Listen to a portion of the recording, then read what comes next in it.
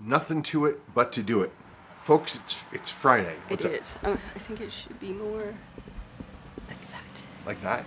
Folks, it's Friday. I am getting over being sick, so I spent a lot of this week just being miserable and, laying down and doing all the kinds of things that don't involve doing watch work, which is unfortunate because that's kind of why I'm on this planet. You're on this planet for more reasons than that. Am I on this planet for more reasons than working on watches? It's been a tough week. It's been a tough week for me. So I've been sick as hell, and it has not been fun. But we have a lot of questions, almost all of which people were really tripped out about the battery change scale. We had a lot of comments where people were talking about the battery change scale on the back of the 7548s and other quartz watches. A lot of people that were saying stuff like, they knew that that's how that worked, which is a trip to me because I had it completely backwards. I was completely wrong. And I'm not the only one who's had it completely wrong. There were a couple other people too that were like, oh my goodness gracious, we are wrong. Long story short, you may see me blow my nose. He tends to edit them out. I do. I try to do that because that's not anything you folks need. But it's one of those weird. Now we're into fall all of a sudden, and except we keep getting summer days, so it's still like summer hot, but it feels kind of weird, which makes it's still technically summer. Just because it's September doesn't mean that it's suddenly fall. Honey, wake me when September ends. I will. So I guess what we should do probably is do wrist check. Okay. Okay, let's do a wrist check. Okay. Sabrina, what are you wearing? My Rolex. I don't wear it as often as I would like to because it's annoying to set. Mm-hmm. But he set it for me, and it was on the 6th already. This is one of these, every time she wears this watch, I explain myself. This watch is not, it's kind of an optical illusion in that I built this out of pieces and parts and stuff that I came up with. I built this. The movement is genuine Rolex and all that other kind of stuff, but it's sort of a mix and match with a few, some aftermarket parts. So don't think she's like parading around with, some $30,000 piece of amazingness on her wrist. It's amazing, but it's got a little bit more complexity to it than that. I am wearing my Grand Quartz Snowflake. I was digging around in my watch box the other day, looking for a watch that was already running, so I didn't have to worry about trying to set it.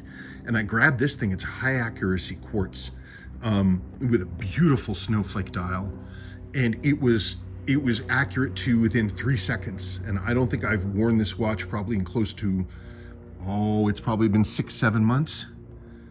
So I grabbed it. Now I always find that when I grab this watch, it tends to stay on my wrist for a long time. I underloomed the hands, so I can read this thing easily at night. I don't know. It's a really, really cool watch. It's a really, really cool watch, and I really, really dig it. And we're back. And I wanted, by the way, to take time and really thank people for watching these videos and for submitting your questions. And I love answering your questions, and it's really interesting to see what people get fired up about. Never did I ever expect that it would be battery change scales. So every day we learn, and I think that's pretty cool. Okay, am I starting? I mean, what else are we going to do with our day? I have a Dimetrodon to work on. You do have a Dimetrodon to work on. When was the last time you worked on your Dimetrodon anyway? Well, I bought the stuff today. Did they know anything about a Dimetrodon? I'm making a giant Dimetrodon. Oh, not giant. She's making a life-size Dimetrodon. There is a Dimetrodon.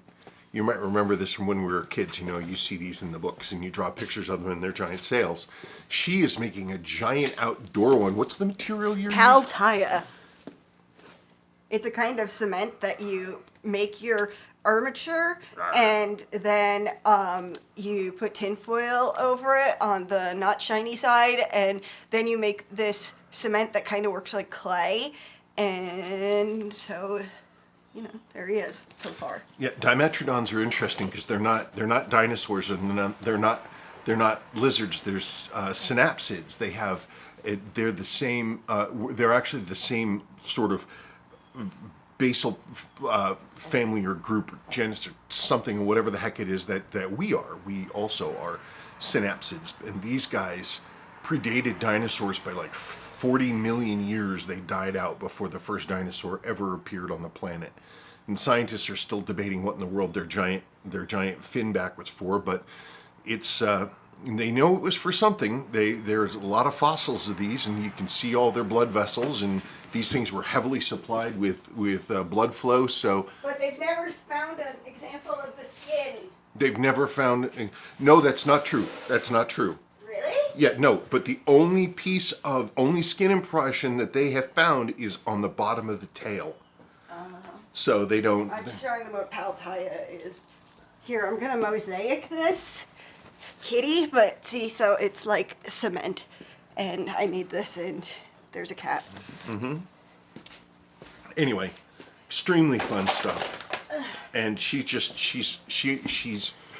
always has liked Mr. Dimetrodon because it looks like he just told a joke. Yes, his name's Jimmy Durante because that's what he looks like. He's laughing. Okay, now I'm going to do it. All right, well, that's fine. Andy Hansen from the last mail call. Hi guys, nice Omega, but that Zodiac is really awesome. Your Zodiac. I know. It's a pretty cool Zodiac.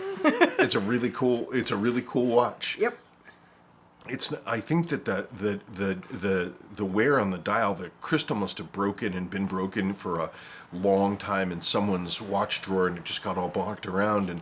But it came out really attractively. A lot of time you see a watch like that, and the wear doesn't necessarily look good. But that Zodiac does. I should probably insert a picture of your Zodiac.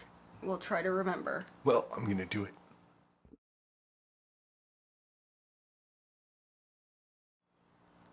That was the Zodiac. It was built on top of a Landeron 248 movement. The Landeron chronograph movements are really cool. They're Swiss, and they're every bit as nice quality as like their Valjoux equivalents. And people just don't think about them.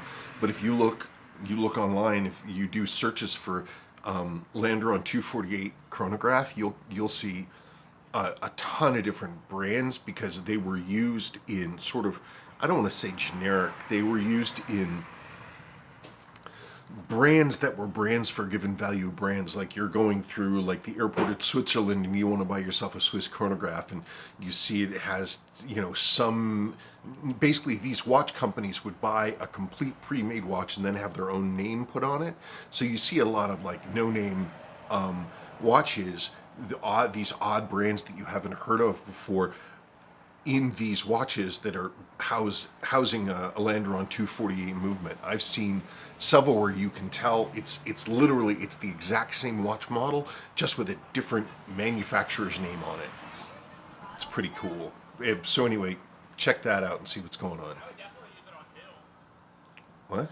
I don't know. People are riding bikes. Oh, because we're a happy city here. Yes. Everybody's busy being happy. From Solbrook. Hello, Solbrook. If any of the Chinese 6105 ever get the dial markers straight and stop aping modern Seiko with a red painted stoplight and do a baby aspirin orange loomed stoplight, it's game over on any notion that $1,000 plus Seiko 6105 reissues are worth the money. It's over. Cranky old men standing on the porch shaking their fists at the world unite. Yeah, I don't know why they can't get that color right. Why can't they get the color right? Talking about the stoplight hand on a 6105. That red stoplight is not red. It's like an orangey pink color when it first comes out. Whenever I see red, it just hits me between the eyes because it's so incorrect. Only the aftermarkets are like that. But I have to say, my watch, my new Redune 6105, it's not running. It stopped running. It's getting some hand interference issues, and I noticed that it also has pretty poor power reserve, like 24 hours and the power reserve dies on it, which is really straight. But I actually had the sweep hand got caught up on the minute hand, so I'm gonna have to go into that watch. I have to say, I'm kind of shocked. I really am, after pulling that thing out of there and thinking that it was going to be pretty awesome, and to have it just fail on me is trippy. So I'm going to have to do a whole video just on that. But Saul, I agree. Somebody's going to get that dial right, and that'll be awesome. That'll be great. But if they get the dial right and they get the sweep hand right, it will be game over at that point, as long as the watches can be built properly. Mr. BT Cruiser. Hello, Mr. BT Cruiser. Hey, Spencer and Sabrina. Enjoyable video as always. Thank you. I love military-style watches, and I wanted to get a lower-cost beater watch so I don't get so worried about wearing my more expensive mechanical watches in situations where I should not.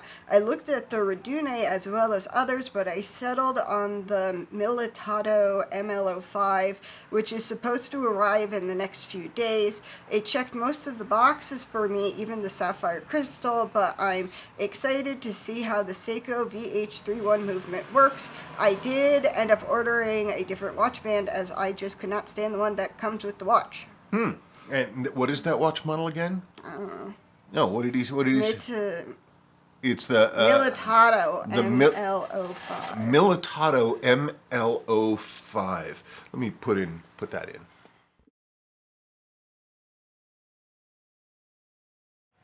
So that's what that looks like. So it's got a... I don't... It's this one. Oh, I see. So it's Huh? Yeah, I see.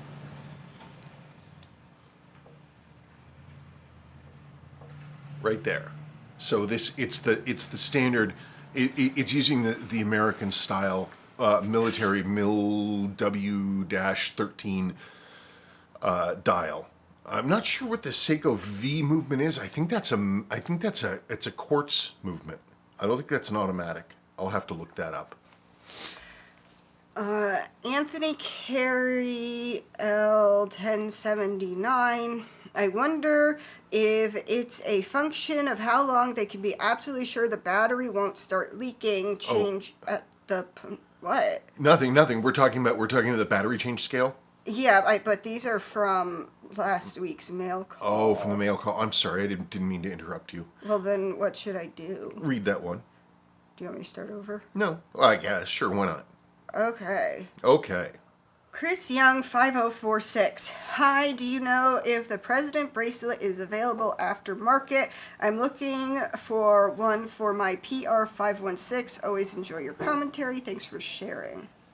Oh, talking about the PR516 James Bond Live and Let Die Roger Moore watch. And it came with the President bracelet. I found one. I'm doing some background for you people. I found one in my boxes of crap, and I don't actually know where it came from. It's a generic sort of made in China, stainless steel, half moon profile, solid bracelet that I just happen to have the stuff that fit together to make it work. I don't have a source for it, so I wanted to acknowledge your question and say, I'm sorry, I'm completely useless. I have no idea what information I can give you in order to track that down. I can dig that out, and I can, why don't I dig that watch out, and I'll just show that bracelet off real quick. I know, don't we have, I think we have another one. No, it's right down here. Somebody mentions it at the beginning of their comment, right? At least they did. Never mind. There's somebody else asks about it. But remind me, I will do that right here. Here's that Tissot. A cool watch, huh? So the bracelet here, this is it. I don't know. It's a made in China special. There's nothing funky about it. It's just something I happen to have in my. Doesn't even say made in China, does it?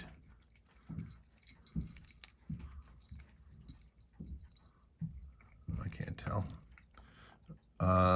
It says stainless steel. That's all it says.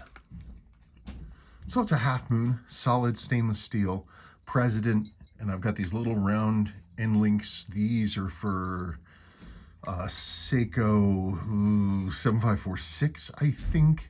The center link is not quite wide enough, so I had to install spacers, little rings that I cut out to sort of soak up that extra space. Cool watch, isn't it? I forget, is this thing an automatic or hand wind only? I think it's hand wind only. Really cool. Really cool. I didn't even know it was a Roger Moore watch before I got it. Next. We'll just do the many battery change things. Okay, so this is going to be all about the battery change scale stuff. Anthony Carey L1079. I wonder if it's a function of how long they can be absolutely sure the battery won't start leaking. Change at the punch mark guaranteed safe versus a battery still holding power. Okay for a fair bit longer, but with a slight chance it may start leaking. I'm sure most of us have seen batteries still in pack looking a bit sweaty. A lot less common with quality brands, but you still occasionally see it. Oh yeah, absolutely. I don't know, I gotta tell you, I'm still wrapping my head around the battery change scale because I've thought for so long that it was marking that the change was done. I mean, even though that doesn't really, it doesn't tell us. I mean, I guess it would tell you, doing it that way would tell you how many battery changes the watch had gone through during the course of its life, sort of like a maintenance documentation scale. I don't know. It's I'm still wrapping my head around it, so I don't have a firm answer for that one yet. Sorry. Joseph Stewart. Well, that has just blown my mind. I too thought all along that these marks were made at the point of battery change. I just checked my 3x7548s and 17C43, and all of them lined up with this theory. Really? So the same thing, the 3 years. Battery change scale. It's just trippy. I don't know where that training came from. I don't know. Obviously, it was done consistently across the board. Mm-hmm. All of it. So it must have been. It must have been the instruction when these watches were sold new. I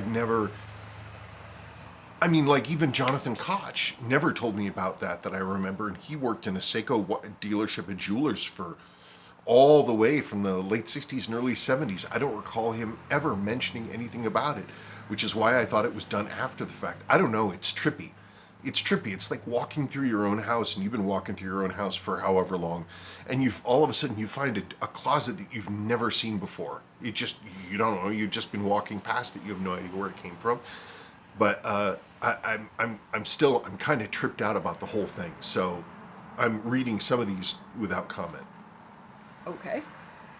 Bruce Barlow, you nailed it. That 700C with the battery date stamp is additionally neat history of the watch. It is true. That is true. And if it wasn't, I didn't know that that's what those numbers were. I literally, because this is where the battery change in the future went beyond the scale that was encompassed by the date. It was beyond the final date.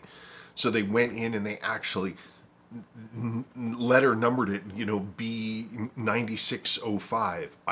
The scuttlebutt on the web that I've heard for years was that was a military designation, for a unit or something else like that. Turns out, no, it's a battery change thing. It just shows you how, incorrect information can be disseminated and then perpetuated, and people keep saying the same stuff and repeat received wisdom as being fact, when in fact it is not. But it is a neat piece of that watch, that especially considering that watch still has the remains of its caseback sticker. That's always cool. Yep. Why watch it, man? It is a warning that your battery will die if you're not wearing the watch all the time and you don't see the 2-second click warning. I worked at a Seiko dealership from the mid-80s till 2012, probably changed 10,000 batteries or more. I would put a dimple in the graph for the customer. Thanks for the video. And a future dimple. You would put a future dimple in and was that 3 years? Do you remember? Would you sit there and go, okay, I'm in Q1 of 1986, so I've got a Q1 1989. Is that how the process was actually done? And then you put a little dimple on there and you'd explain to the customer, hey, this is the thing. If you want to know when you're going to need to change your battery, here's this dimple. It's going to tell you on this scale when that is. Is that how that process worked? Because if that's the case, you're the person who could tell us. And I want to know. I want to know. So tell us. Write down in the comments there and tell us what's going on. Biff Tannen. Holy hell, it's hilarious that I never knew this. When you think about it, it actually makes 0 sense to mark when the battery change was. Yeah, when he explained, I was like, oh, it's like an oil change sticker on your car. Right. Though I thought of it as the other way because Dad always did his oil changes backwards. He always tracked them based on, he would look at his oil change logs and say, okay, I changed my oil at 33,000 miles, so I'm going to change it again at 36,000 miles. And that's how he did all of his battery change stuff. You mean oil change oil stuff? That yes, and that's how he did all of his oil change stuff. So maybe that's why I've been thinking about this stuff backwards, because that's how Dad did all of his maintenance logs. Okay, I think we're done with, well, that does mention battery, whatever. I think we're moving on. Moving on. Bruce Barlow, must be a vintage chronograph weekend, also wearing my Tissot PR516. Oh, that was referring to wrist check. Oh, right. So he also is wearing his Roger Moore. Oh, wait, this is more battery stuff. Is it more battery stuff? Yes. Excellent. The Seiko 754X battery punch dot on the ear marker. They put this dot on when manufactured to indicate to change the battery after 3 years. Example is if you have a watch, it is dot punched at 1983. All my 754X watches have the first dot. If you get a JDM piece ex Japan and it's had a recent battery change via Seiko, they will punch the date change number on the case back also. When I first saw this, I thought it may have been marked due to being a military marker, but not so, just a battery change date. Example B9808 refers battery changed August 1998. There you go, folks. There you have it. You have further confirmation of what we're talking about. Further confirmation of what we're talking about. Amazing stuff. Something I am curious about, talking about these battery change scales. If somebody knows the answer, I want to know the answer. Why is it that my JDM Golden Tuna does not have a battery change scale? The world version, the North American, the world version, the 7009, has a battery change scale. My JDM does not. And I really want to know what the purpose, what the thinking was for that. Mine isn't an especially early one. It was made in November 1980. So, I mean, they'd been out for years by that point. Does anybody have any information on that? I'd love to have it. Nielsen Gupta. Sorry, both my bad. I had a Barton rubber band on my 7548700F, which broke. Not a metal band. Had a look at a Z199 reproduction, and they have a standard hollow end links and vintage pressure clasp and super solid end links and milled clasp, which would go best with my 7548 from 1978. Oh, well, the original Z199 bracelets had hollow end links and a stamped clasp, not anything hardcore milled. But you know, it's what you like the look of. It's what you want to do. The original Z199s had hollow end links. There was one bracelet whose name I cannot remember that came out after the Z199, and its outer links were solid stainless and the inner links were hollow. But it had that same satin finish, just like the Z199. That's another possibility too, but those are really rare. Those are, I think, a 7C43 or 7C4. It's something like that. It's one of those. It's a rare bracelet as well. So that one would do it too. Okay, and he has another question regarding the Golden Tuna. So does that mean this is a really rare watch if you haven't serviced many, even though it was in a Bond film? No. I've serviced a few, more than a few of them. It's been a while. since I've done a golden tuna. I think honestly the last time I'd done a golden tuna prior to this most recent one was my own, and that was probably a year and a half or something like that. I can't keep track. I can't keep track either. You know, if I kept decent maintenance records, I could come up with an answer, but I don't keep any records at all. I don't. It's true. Somebody wrote me, and they were like, "Hey, did you ever service this watch?" And I'm like, "I don't know." And they were like, Go look at my YouTube channel. See if there's a video. well, it's, you know, I haven't kept any of that information. There's a ton of watches out there that I have serviced, and they've got my marks in the back. But if you plunked it in front of me and said, "Hey, have you ever serviced this watch?" without seeing that mark, I would have 100% no idea whether or not I had touched it previously. So there's a lot of my watches out there. Yeah. 4DD Seiko 7548700F Storm & Norman Restoration. Actually, I need to pause Okay. because Yes. I gotta go get the boy. Yes. Okay, we're gonna be back. I have to go get the boy. Bye. And we're back. In preparation for the later segment of the video, I went and got my... I was wondering why you ran in the house. Well, because one, I wanted to get away from the honeybee. It's hot and it's dry out, so the bees are angry. But also, on the walk on the way home, we have purple sage that grows around, and also some sea lavender. And so there's lots of honeybees running around, and a honeybee came and bonked me in the end of my nose, and then... Was it one of Tom's bees? Yes. And then, well, I mean, I don't know what other bee it might have come from. You know, bee house it might have come from, but then I had to hoof it, so I didn't get stingified. So I ran inside the house and I grabbed my Tissot PR, whatever the heck this thing is. This is a Viso date. PR, what's the thing on it? PR516. Yep, it's PR5. I don't remember this watch. I almost never wear it. It's a Roger Moore. This is so cool. Oh, great.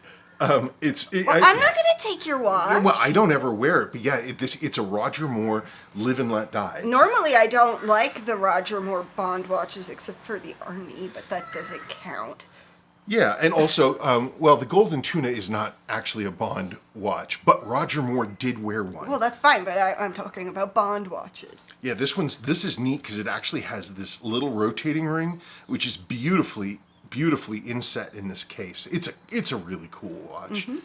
It's a really cool watch, and there's that bracelet with the end links I found that could work. Buddy, you have to wear shoes. Sebastian! I went in the sun, and now I'm wearing sunglasses. Yep, just like me. Anyway, crisis averted, everything's fine, everything's cool. Did I ever read any of these questions? I assume you've read some of them. I've been No. talking. The Storm & Norman.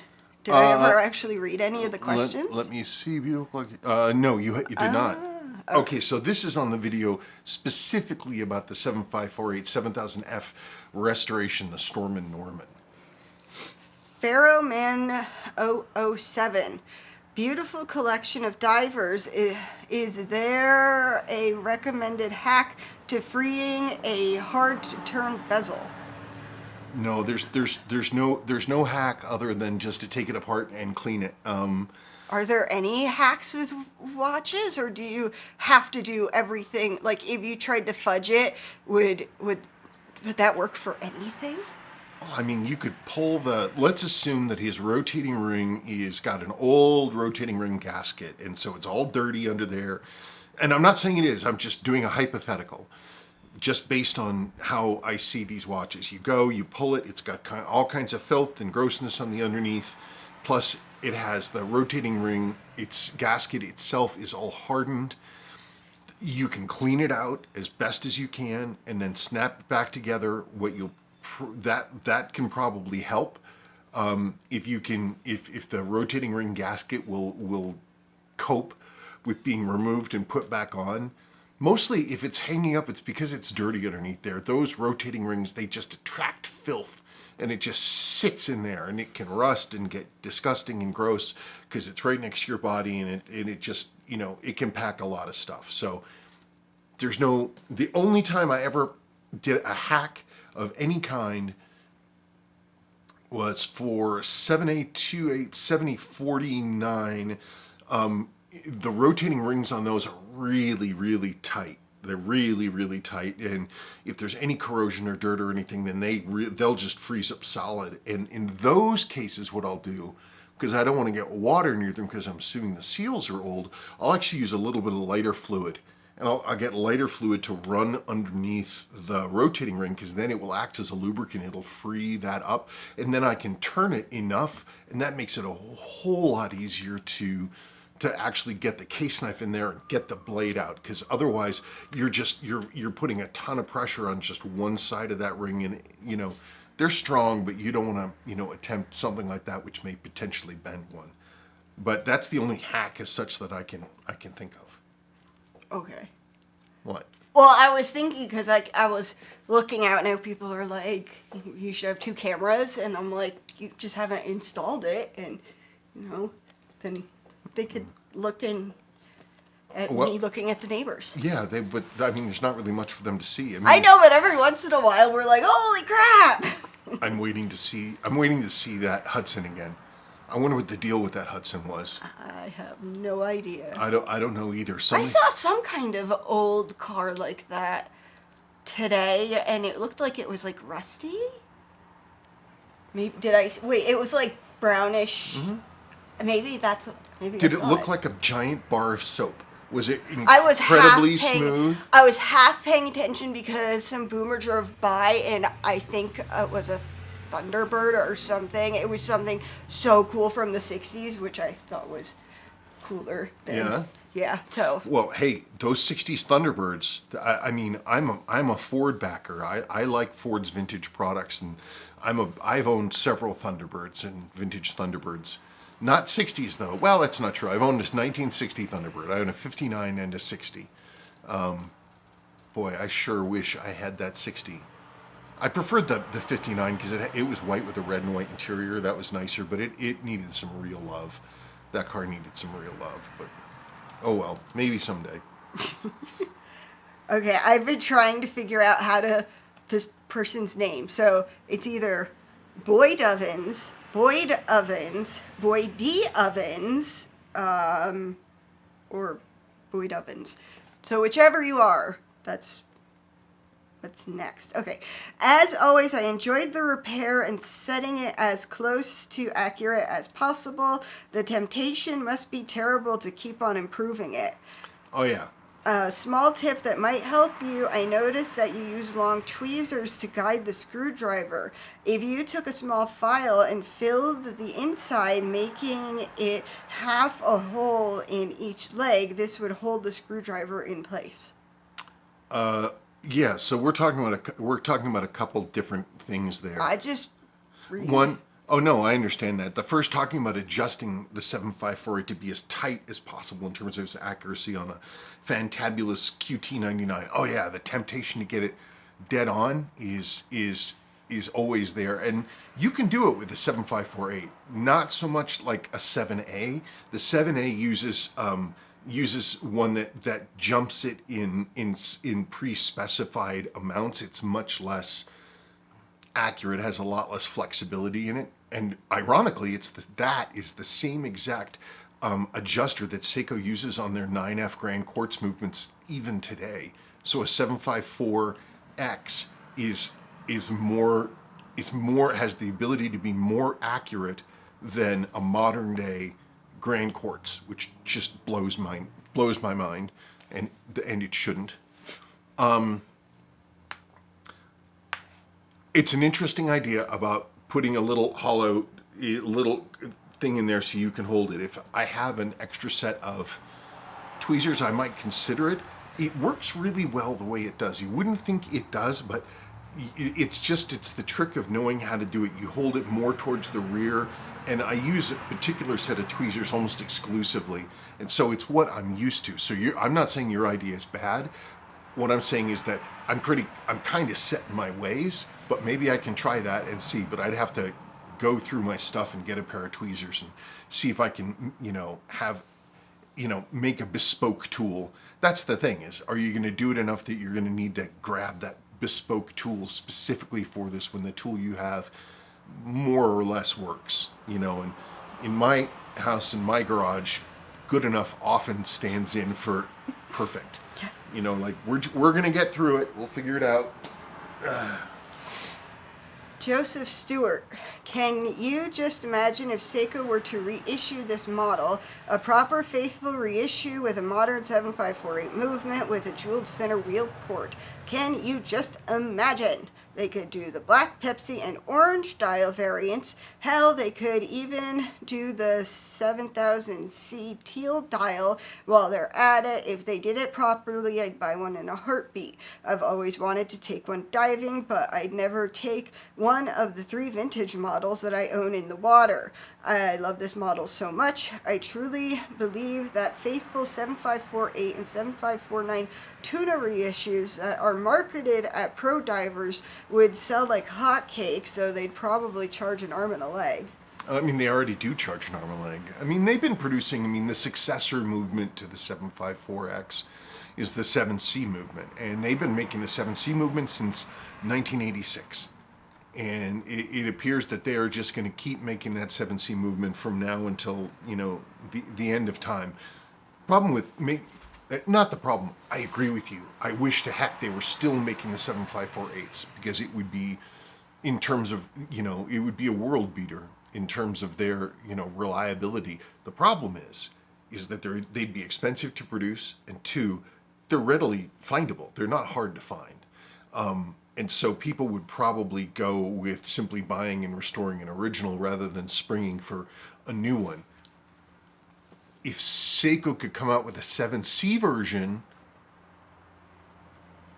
it's not a bad idea, but boy, they'd probably charge a lot of money for them.